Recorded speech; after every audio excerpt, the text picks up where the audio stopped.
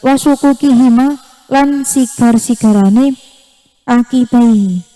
Yang kelima itu kita membasuh kedua kaki sampai mata kaki. Ini sama kayak siku, kalau kakinya putus, kemudian putusnya hanya telapaknya aja tapi mata kaki masih ya, itu yang dia masih berkewajiban membasuh bagian itu, benjolan di mata kaki. Untuk selebihnya itu hukumnya sunnah.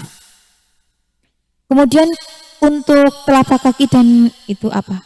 Kalau ada di sini bahasanya sukukihima sigar-sigarane telapak kaki, di mana seperti ada pecahan-pecahan itu juga wajib dibasuh. Jadi itu anggota kaki yang wajib dibasuh sampai mata kaki. Jadi kalau semisal kita untuk berhati-hati lebih baik melebihi batas gitu loh, di atas mata kaki ya gitu.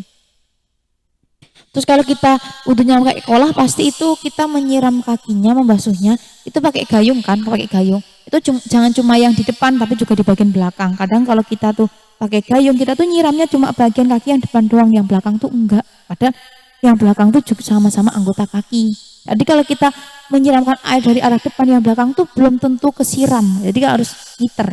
Nyiramnya tuh dari depan sama belakang. Asabisu utawi kang kaping 6 iku atartibu urut-urut bainal ardoi ing dalam antarane piro-piro anggota al-arba'ati kang papat. Yang keenam itu kita harus tertib atau runtut. Jadi kita membasuh anggota wudhu itu secara tertib atau runtut. Terus kalau semisal kita lupa gimana? Katanya apa-apa kalau lupa tuh hukumnya dimaafu. Enggak sama seperti itu ya. Kalau untuk membasuh ini harus tertib. Jadi ketika nanti kita lupa urutan, misal setelah membasuh wajah harusnya kita tuh membasuh kedua tangan. Kalian langsung tuh ngusap kepala, ini tangan terlupakan nggak kebasuh. Terus habis itu kembali membasuh kedua tangan. Boleh nggak kayak gini? Kalau yang saya pahami hukumnya tidak sah. Jadi lebih baik diulang dari awal gitu. Apalagi kalau kalian lupa udah sampai kaki, kayaknya tadi tangan belum kebasuh deh. Ini masih kering. Itu kalian mengulang lagi, mengulang maksudnya tuh kembali ke tangan, enggak dari awal, terus kemudian melanjutkan sampai ke bagian kepala, terus lagi kayak gitu. Itu hukumnya enggak sah. Kalau yang saya ketahui enggak sah ya, saya pahami enggak sah. Jadi lebih baik mengulang dari awal tuh. Itu kalau kita wudunya lupa, enggak kebasuh, enggak urut. Kemudian kalau semisal kayak gini, kita tuh wudu misal di kamar mandi lantai atas, lantai 2. Terus itu keran mati. Kita wudhu masih dapat setengah, cuma sampai ini membasuh kedua tangan. Itu keran mati. Kita cari tuh tempat wudhu yang lain, kemudian ke lantai 1. Boleh nggak kita ngelanjutin wudhu kita yang tertunda di lantai atas tadi? Boleh ya, boleh tuh wudhunya di lantai 2. Ini masih membasuh kedua tangan, itu keran mati, nggak ada air. Terpaksa tuh turun ke bawah. Kalau kita lanjutkan gimana? Lanjutkan langsung mengusap bagian kepala. Terus selanjutnya boleh dengan satu syarat, di mana anggota wudhu yang telah kalian basuh itu airnya belum kering. Jadi kan tadi ketika kamu membasuhnya sampai kedua tangan, itu pasti wajah kan udah kebasuh tuh sama kedua tangan. Ini ketika kamu dari perjalanan lantai atas sampai ke bawah untuk mencari air, itu tuh anggota wudhu yang sudah dibasuh wajah sama tangan, ini air wudhunya belum kering. Kalau udah kering terbawa angin, itu berarti harus mengulang dari awal ya, nggak boleh. Tapi kalau masih basah, ini yang belum kering ya, air wudhunya belum kering, itu boleh dilanjutkan. Jadi nggak harus mengulang dari awal. Terus lagi kalau semisal di saat fase seperti itu, posisi seperti itu, kita cari tempat wudhu yang lain, kemudian kita tuh di pertengahan jalan ngomong, boleh nggak sih? Terus wudhunya gimana? Batal nggak? Nggak batal sih, wudhunya nggak batal kalau di pertengahan tuh wudhu. Kalian wudhu di lantai atas, itu masih sampai tangan, mau ke bawah niatnya mau ngelanjutin wudhu, tapi tadi udah kesenggangan sama ngomong, itu wudhunya batal nggak? Nggak batal, cuma makruh ya. Kalau makruh tuh menurut saya itu hendaknya dihindari, itu makruh. Jadi kalau wudhunya batal sih enggak, cuma makruh kamu ngomong kayak gitu loh. Kecuali kalau kamu tuh apa ya, dikru loh, nggak apa-apa, dikir kayak gitu nggak apa-apa di dalam hati atau secara lisan nggak apa-apa. Tapi kalau kamu ngobrol sama orang, emang si wudhunya nggak batal, kamu masih boleh melanjutkan wudhu kamu yang di lantai atas. Cuma ini hukumnya makruh. Kalau makruh tuh kayak gini, lebih baik dihindari kayak gitu loh. Kalau kita lakukan, ya sih kita nggak mendapat dosa atau pahala. Cuma kalau kita hindari kita mendapat pahala kayak gitu. Lebih baik kalau nggak ada kepentingan apa-apa nggak usah lah.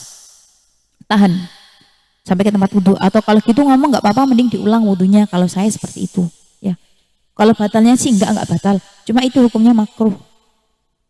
Itu untuk fardunya wudhu ya. Jadi semisal di suatu tempat kalian tuh wudhu seperti itu, airnya mati di pertengahan wudhu, ingin melanjutkan dengan cara mencari tempat yang lain, itu boleh selama anggota wudhu yang telah dibasuh itu belum kering. Kalau sudah kering maka harus mengulang dari awal. Itu untuk fardunya wudhu. Saya lanjutkan pada sunnahnya wudhu. Sunanul wudhu'i utawi piro-piro sunai wudhu iku kasirun kang akeh, iku kasiratun kang akeh, iku minha setengah saking kasiroh. Atas miatu utawi maca bismillah.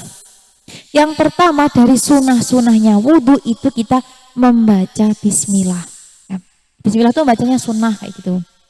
Memang sih bukan wajib, tapi kalau hendaknya kita melakukan itu lebih baik.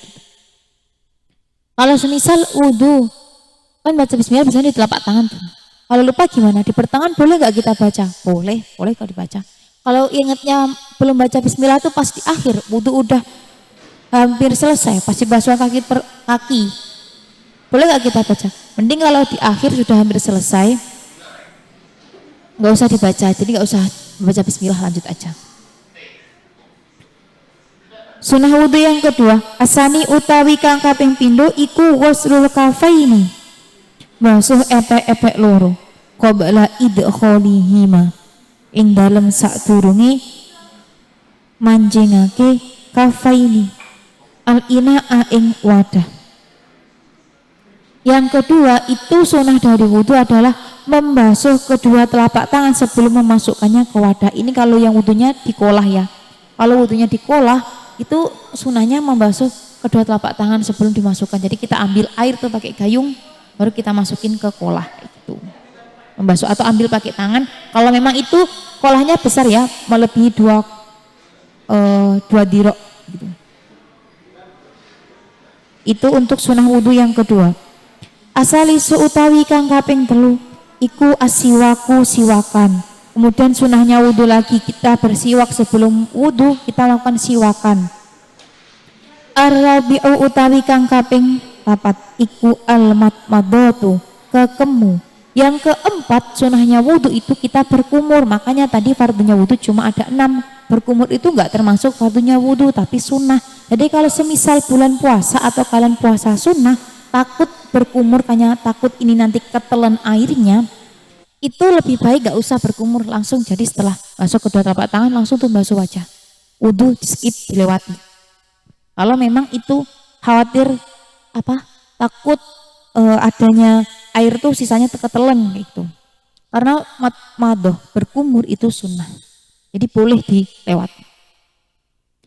Al-khamisu utawi kang kaping 5 iku al-istinsyaku, nyerep banyu marang irung. Yang kelima dari sunnahnya wudhu itu kita menghirup air ke hidung. Ini tuh juga sunnah, jadi saya katakan seperti yang berkumur sama. Kalau semisal takutnya tuh ketelan atau kesedot kebablasan ya sampai ketelan ke tenggorokan, itu mending dihindari, langsung aja kita ambil fardunya. Yang penting fardunya kayak gitu. Kalau misal nggak puasa, ini baru kita lakukan semua aman-aman saja ya. Ketelan pun juga nggak apa-apa. Jadi kalau istinsyak itu tuh menyerap air ke dalam hidung, sebenarnya itu tuh diserap ya, dihisap. Bukan kayak gini, biasanya itu seringnya orang tuh ngelakuin kayak gini. Tangan dibasahi terus tuh diusapin ke hidung. Bukan seperti itu. Istinsyak tuh kita tuh memang menyerap air ke dalam hidung. Ini air diserap. Diambil air, itu langsung diserap sampai sini nih. Terus kalau kebablasan gimana? Iya, kalau belum terbiasa itu pasti kebanyakan, hampir semuanya itu kebablasan. Jadi itu istinsyak tuh kalau yang dulu guru saya ajarkan ya kayak gini. Yang benar tuh ketika gini, kamu berhasil bisa melaksanakan istinsyak atau menghirup air ke dalam hidung tuh kalau gini. Kamu rasain perih di sini. Itu tuh air sampai menyentuh janur hidung. Piar, pedes rasanya, perih. Itu berarti kamu udah bener nyerap airnya kayak gitu. Jadi serap terus kembalikan. Ya kalau pertama-tama emang kayak gitu efeknya pilek karena belum terbiasa dan nggak bisa kalian untuk mengeluarkan kembali. Biasanya kebablasan di ketelan ke tenggorokan kayak itu. Jadi istinsyak itu bukan dari